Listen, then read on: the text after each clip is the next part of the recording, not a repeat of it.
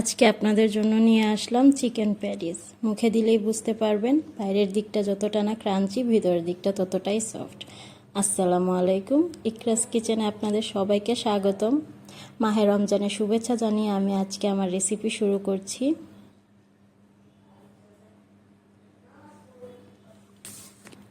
প্রথমে আমি গাজর নিয়ে নিয়েছি 2টা, তারপর 4টে আলু, 3 পিস বোনলেস চিকেন নিয়েছি। সবগুলোকে আমি ছোট ছোট টুকরো করে কেটে একসাথে সেদ্ধ করতে বসিয়ে দিচ্ছি, যেন সবগুলো উপাদান একসাথে সুন্দরভাবে সেদ্ধ হয়ে যায়।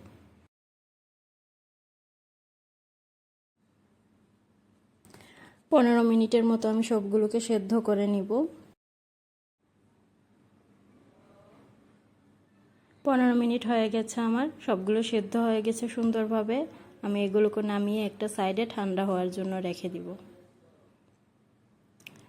ঠান্ডা হয়ে গেলে আমি মাংসগুলোকে আলাদা করে নিয়ে হাতের সাহায্যে ভালোভাবে ছোট ছোট টুকরো করে নিই।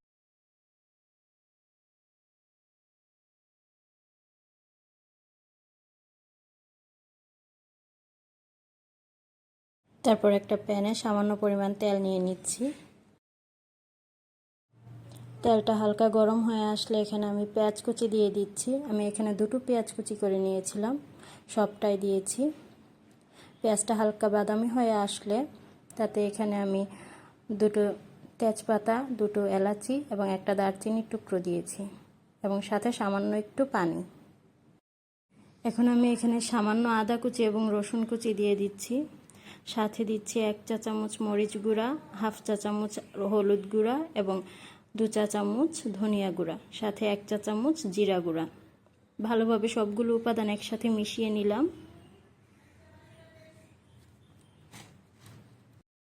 এক চা চামচ লবণ দিয়ে দিচ্ছি, প্রথমে দিতে ভুলে গিয়েছিলাম। ভালোভাবে সবগুলো উপাদান একসঙ্গে মিশিয়ে একটা ঢাকনা দিয়ে ঢেকে রেখে দিব। মশলাটা ভাজা হয়ে গেছে, এখানে আমি মাংসগুলো দিয়ে দিচ্ছি। সাথে আলুগুলো যে ম্যাশ করে রেখেছিলাম সেগুলো দিয়ে দিচ্ছি এবং গাজর কুচিগুলোও দিয়ে দিব।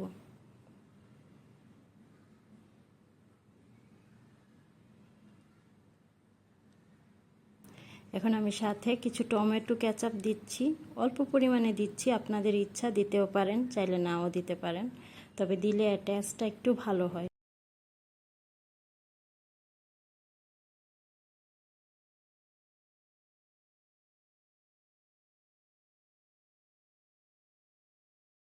মিশানো হয়ে গেছে আমারটা, আমি আলাদা করে সাইডে একটা পাত্রে তুলে রেখে দিচ্ছি। সবটা একটু ঠান্ডা হওয়ার জন্য রেখে দিলাম। এরপর আমি কয়েক পিস পাউরুটি নিয়েছি, এগুলোকে আমি আগেই রুটির মতো হালকা করে বেলে নিয়েছিলাম। সাইডের ব্রাউন অংশগুলো কেটে বাদ দিয়েছি। এখন এর মধ্যে পুরটাকে দিয়ে হালকা পানি লাগিয়ে সাইডগুলোকে চেপে চেপে লাগিয়ে দিলাম।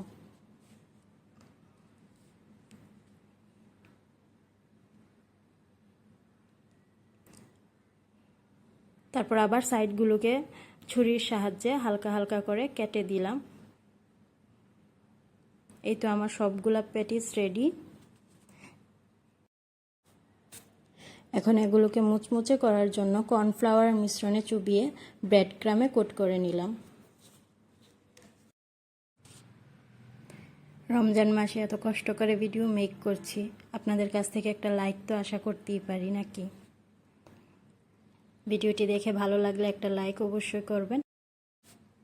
এই তো আমার সবগুলো প্যাটিস রেডি হয়ে গেছে একদম। এখন এগুলোকে হালকা আঁচে তেলের মধ্যে ভেজে নিচ্ছি। ব্রাউন হয়ে আসলে নামিয়ে নিব।